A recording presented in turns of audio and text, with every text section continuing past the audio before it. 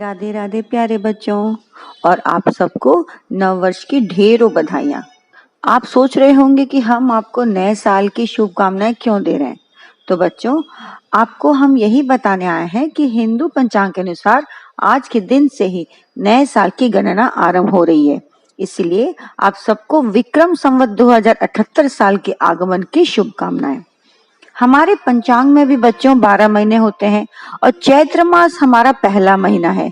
इस महीने की प्रतिपदा यानी अमावस्या के अगले दिन एकम तिथि को हम अपना नए साल का पहला दिन मानते हैं।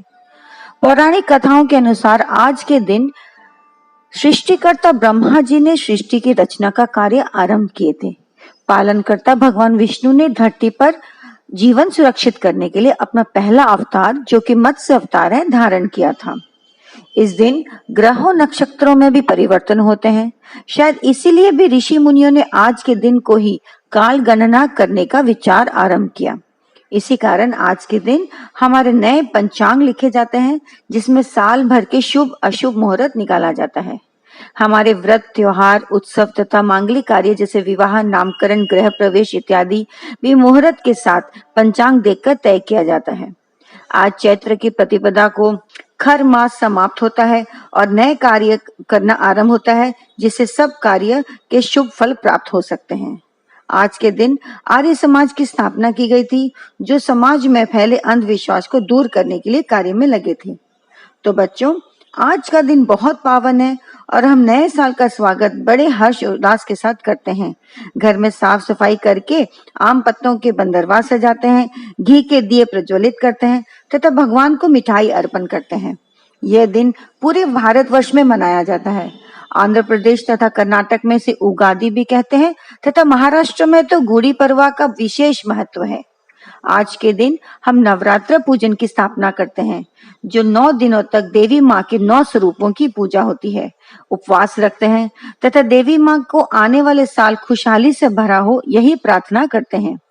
भगवान रामचंद्र जी ने भी इसी पावन मास में जन्म लिया था, जिसको हम रामनवमी कहते हैं।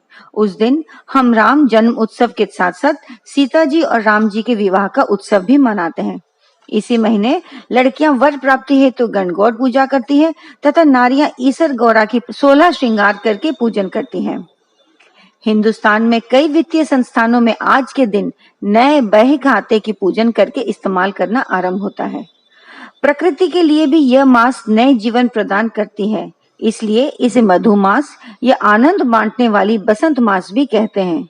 इस महीने में मौसम बड़ा सुहावना होता है, न ग्रीष्म न शीत। पतझड़ के बाद पेड़ पौधों में नए फूल मंजल खिल उठते हैं, मानो प्रकृति ने पुराने वस्त्र त्याग कर नए रंग बिरंगे वस्त्र धारण कर लिए हों। हर तरफ हल्की पुरवाई बहती है और कोयल की मीठी कूहू तो मन में हर्ष पैदा कर देती है। खेतों में हलचल, फसलों का झूमना, नई फसल की कटाई, गांव भर में हंसी खुशी की रौनक छाई रहती है। तो बच्चों, हमारी सभ्यता हमारी संस्कृति से गहराई से जुड़ी हुई है।